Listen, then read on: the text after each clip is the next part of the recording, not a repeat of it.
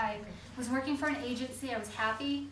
I got pregnant, had a baby who was kind of high needs, and couldn't manage working and taking care of the needs of my baby. So I stayed home. I quit my job and stayed home, and couldn't find any agency work that would fit my particular schedule. And I went to therapy, and my therapist said, "You need to start a private practice." And I said, "You're crazy." And he said, "No, Bill, you need to do it. Like, you need to do it. Go do it." And so I did, and I did it within like a month.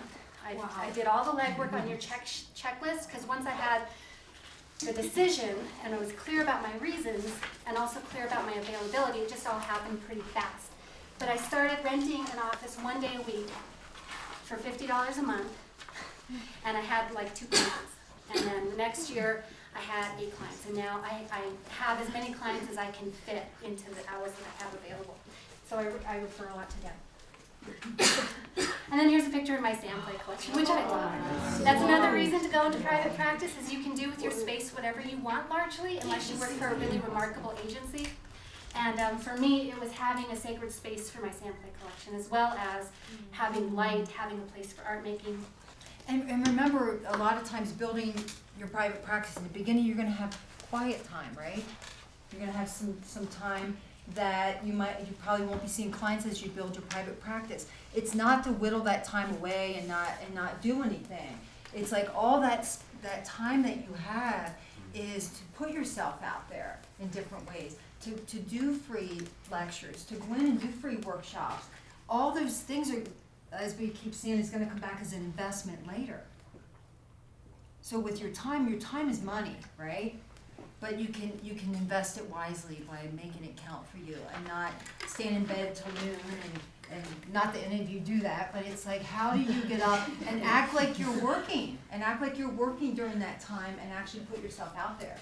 Sharing information, beneficial tips, skills, techniques, sharing, providing things for your community, for others.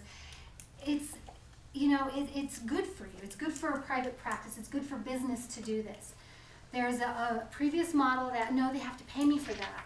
And that's outdated. It's largely outdated. We're in a sharing information, abundant world where the expectation is that you give free information. And if you're kind of stingy with it, you're going to get left behind by those of us who do. Like, you just will. So you got to keep up, and being willing to trust that when I provide this free information, it will pay off in a different way down the road, and I found that it tends to.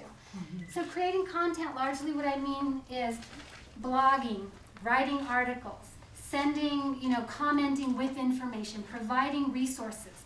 The clients who call me and they want my help and I can't fit them in, what I do is I give them names and their addresses and their emails and their websites, and I talk a little bit about each of the therapists that I think might work for them. It's not like, no, I can't help you, click, because one, that just seems cruel to me, because I know how hard it is to call for help. And 2, I'm setting myself up as someone who is welcoming and helpful now or down the road.